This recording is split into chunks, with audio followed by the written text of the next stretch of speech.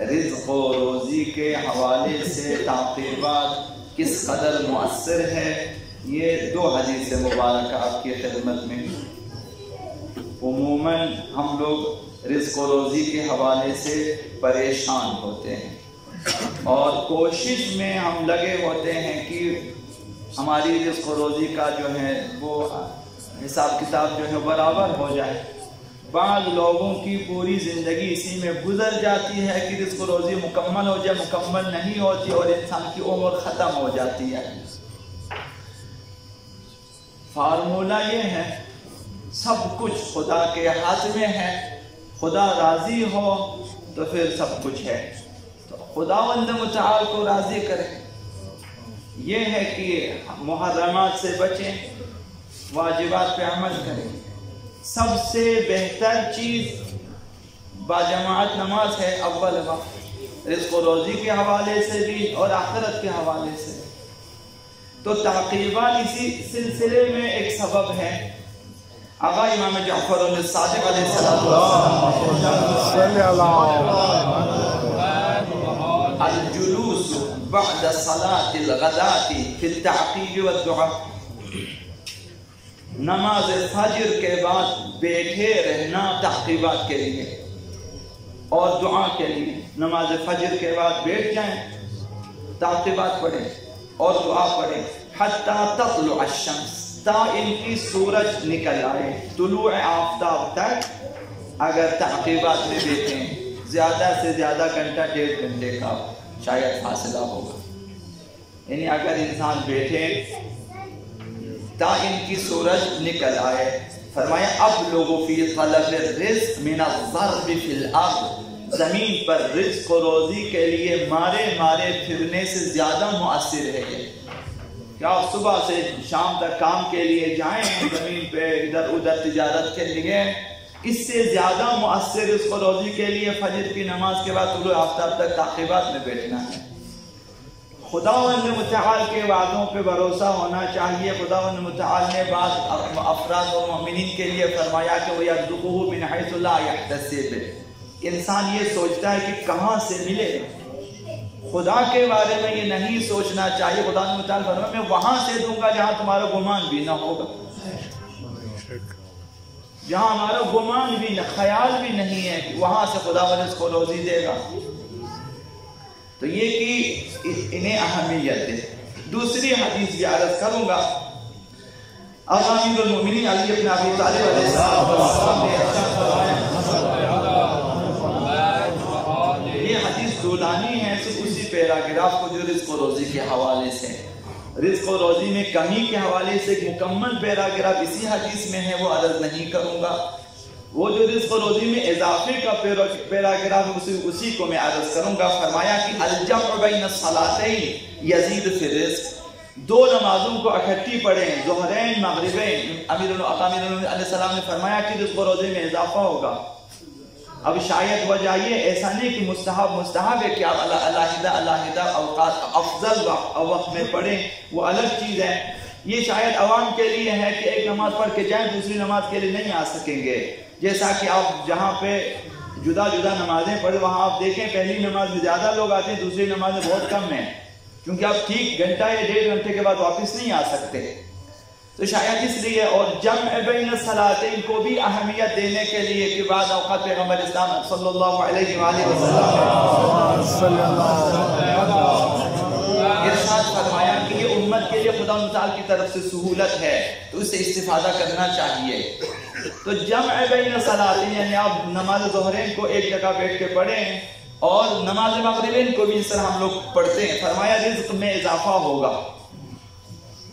والتعقیب بعد الغداة وبعد العصر یزید فی الرزق، دوسرا سبب فجر کی نماز کے بعد اور عصر کی نماز کے بعد اگر تعقیبات کے لیے بیٹھ جائیں، حسب توفیق تعقیبات پڑھیں، مشہور اور مختصر تعقیبات بھی بہت ہیں، تسبیحات اربعہ ہیں، آیت الکرسی ہیں، قل هو اللہ احد ہیں، اور اس طرح بعض تسبیح ہیں، مختصر سلام نامے ہیں۔ یہ فرمایا کہ اگر فجر کی نماز کے بعد اور عصر کی نماز کے بعد تعقیبات کے لیے بیٹھ جائیں رزق و روزی میں اضافہ ہوگا۔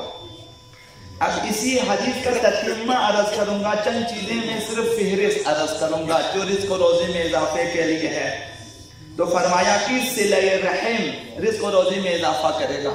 انسان اپنے رشتہ داروں کی احوال گیری کرے اور ان کی داد رسی کرے اور ان سے سلام دعا رکھے، یعنی اپنے جو خونی رشتے ہیں ان سے جو ہے لا تعلق نہ رہیں، تعلقات برقرار رکھیں اور حسن سلوک رکھیں، رزق و روزی میں اضافہ ہوگا اور یہ آزمودہ ہے۔ دوسری چیز جو ہے گھر کے سامنے جھاڑو دینا۔ ہمارے گھروں عموماً دے دیتے ہیں، گھر کے سامنے مثلا کچرا وغیرہ نہیں رکھتے، صبح اٹھ کے اگر گھر کے سامنے جھاڑو وغیرہ دیں رزق و روزی میں اضافہ ہوگا۔ کسی کے گھر کے سامنے صحن ہے، کسی گھر کے سامنے گلی ہے، کسی گھر کے سامنے روڈ ہے، بس جو بھی ہے اپنے گھر کے سامنے حصے کو صاف ستھرا رکھیں، رزق و روزی میں اضافہ ہوگا۔ اور تیسری چیز برادران مومن کی مدد کرنا۔ کوئی مومن بھائی جو ہے وہ کسی مشکل میں ہو، آپ اس کی مدد کر سکتا ہو، آپ کریں، آپ کی روزی میں اضافہ ہوگا۔ اور سویرے روزی کی تلاش میں جانا، کہ صبح انسان 10-11 بجے تک سوئے رہیں اس کے بعد جاتے ہیں، یہ مناسب نہیں ہے۔ صبح نماز وغیرہ کے بعد ناشتہ اور ناشتے وغیرہ کے بعد جانا چاہیے سویرے، رزق و روزی میں اضافہ ہوگا۔ سویرے رزق تقسیم ہونے کا وقت ہے۔ اور اسی طرح استغفار رزق و روزی میں اضافے کا سبب ہے۔ انسان تھوڑی دیر کے لیے سوچیں، اول بلوغت سے لے کر اب تک جو بھی گناہ یاد آ جائے استغفار کرے، ہر گناہ کے لیے۔ یہ حدیث میں عرض کر چکا ہوں کہ حضرت آقا رسول خدا صلی اللہ علیہ وسلم نے فرمایا کہ خوشبخت ہے وہ شخص جس کے ہر گناہ کے ذیل میں ایک استغفار لکھا ہوا ہو۔ اگر احیان اولاً خداوند متعال انشاءاللہ عز قیامت کے دن گناہوں والا کھاتا نہیں کھولے گا، یہ امید ہے۔ اگر کھول بھی دیا ہر گناہ کے ذیل میں استغفار لکھا ہوا ہو کہ ہاں اس کے لیے اس نے استغفار پڑھا، اس کے لیے توبہ، اس کے لیے بھی استغفار کیا ہے، یہ حدیث میں آیا ہے۔ تو ہر گناہ پہ ایک استغفار یاد آ جائے۔ ممکن ہے خداوند متعال نے بخش دیا ہو تو آپ کے لیے اضافی ثواب ہے، ممکن ہے ابھی تک نہیں بخشا ہے تو آپ استغفار کے انشاءاللہ والعزیز بخشا جائے گا۔ گناہ رکاوٹ ہے رزق و روزی میں، آپ استغفار کے انشاءاللہ وہ رکاوٹ دور ہو جائے گی۔ امانت داری کی انسان خیانت نہ کرے۔ بہت سارے افراد ہمیں دیکھیں خیانت کرتے ہیں، تجارت میں خیانت کرتے ہیں، لین دین میں خیانت کرتے ہیں، امانت داری میں خیانت کرتے ہیں، باتوں میں خیانت کرتے ہیں وغیرہ وغیرہ۔ خیانت نہ کرے، امانت داری میں اضافہ ہوگا رزق و روزی میں۔ حق بولنا، جہاں بھی آپ کے لیے کوئی ایسی نوبت آ جائے کہ آپ نے کچھ بولنا ہے تو سچ بولیں اور حق بولیں، رزق و روزی میں اضافہ ہوگا۔ یعنی جھوٹ بولنے سے رزق و روزی میں کمی ہوتی ہے۔ پورے مملکت میں اکثر جھوٹ بولتے ہیں، رزق و روزی میں بھی کمی ہے، مہنگائی بھی زیادہ، بل بھی زیادہ ہے۔ آپ کیا بیٹھیں، کیونکہ سب جھوٹ بولتے ہیں، عموماً جھوٹ بولتے ہیں، تجار زیادہ جھوٹ بولتے ہیں۔ مختلف کمپنیاں، ابھی ایک نمبر چیز آپ ڈھونڈیں پوری مملکت میں کہ جو پیور ایک نمبر ہو، آپ میرے خیال میں پورے مملکت میں آپ جو ہے بغیر ملاوٹ کے دودھ پیدا نہیں کر سکتے۔ مثلا اسی طرح سے چائے کی پتی آپ پیدا نہیں کر سکتے، میوے اور پھل فروٹ آپ ایک نمبر پیدا نہیں کر سکتے کہ جس میں کیمیکل نہ ہو مثلا۔ تو اگر جھوٹ بولیں گے تو رزق و روزی میں کمی ہے، سچ بولیں گے اور حق بولیں گے رزق و روزی میں اضافہ ہوگا۔ اور جواب مؤذن رزق و روزی میں اضافے کا سبب ہے۔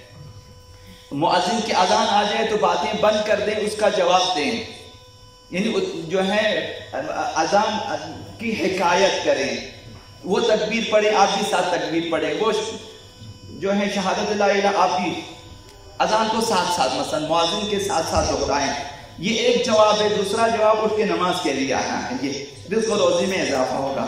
بیت الخلاء میں باتیں نہ کرنا، کہ بعض لوگ ممکن ہے کہ بیت الخلاء میں موبائل آن کریں اور شروع ہو جائے وہاں پہ چیٹنگ کریں، مثلا نہ کریں، رزق و روزی میں کمی ہوگی۔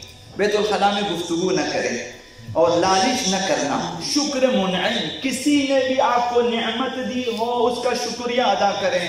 بعض لوگ بہت زیادہ غیرتی ہیں اس بارے میں کہ ہم شکریہ ادا نہیں کرتے، شکریہ ادا کریں، جو چھوٹا بچہ ہی کیوں نہ ہو، بیٹا شکریہ بولے، کیا حرج ہے۔ شکر منعم یہ خدا متعالی قرآن مجید میں خدا متعالی کا وعدہ ہے، لئن شکرتم لازیدنکم وان کفرتم ان عذابی لشدید، کہ شکر کرو گے میں زیادہ بڑھا دوں گا۔ تو حکایت اس دن آپ کے خدمت میں بیان کیا ہوگا، تو موسیٰ علیہ السلام سے کہا کہ جا کوہتور پہ جائیں، خدا سے کہیں کہ مجھے اتنا زیادہ دیے اور نہ دیں۔ خدا متعالی نے جواب میں فرمایا اسے کہیں کہ شکر کرنا بند کر دیں، پھر میں نہیں دوں گا۔ اس نے کہا شکر میں کیسے بند کروں خدا کا، پھر میں روزی کیسے بند کروں؟ شکر کرتے جاؤ، نہ چاہتے ہوئے بھی خداوند آپ کو دے گا۔ اور جھوٹی قسم نہ کھانا، جھوٹی قسم کھانا اگر جو ہے ناحق قسم کھائے تو حرام ہے، ویسے حق کے لیے اگر جو ہے قسم کھائیں مکروہ ہے، جھوٹی قسم کھانا ویسے بھی حرام ہے۔ رزق و روزی میں کمی، قسم نہ کھائیں، روزی میں اضافہ ہوگا۔ وضو قبل الطعام مستحب ہے، کھانے سے پہلے وضو کریں، کھانے باوضو ہو کر کھائیں تاکہ کھانا بھی عبادت میں شمار ہو جائے، رزق و روزی میں اضافہ ہوگا۔ دسترخوان پر گری ہوئی چیزیں کھائیں، دسترخوان صاف ستھرا ہے، چاول کے دانے گر جاتے ہیں، روٹی کے دانے گر جاتے ہیں تو اسے اٹھا کر کھا لیں، رزق و روزی میں اضافہ ہوگا۔ بے اولاد افراد کے لیے ممکن ہے کہ اس سے اب صاحب اولاد بھی ہو جائے، جیسا کہ بعض لوگ بتاتے ہیں۔ روزانہ 30 بار تسبیح، یہ بھی رزق و روزی میں اضافے کا سبب ہے۔ مثلا یہی تسبیحات 4 صبح 30 لانا مستحب ہے کہ آپ پڑھیں، انشاءاللہ مزید رزق و روزی میں اضافہ ہوگا۔ اللہ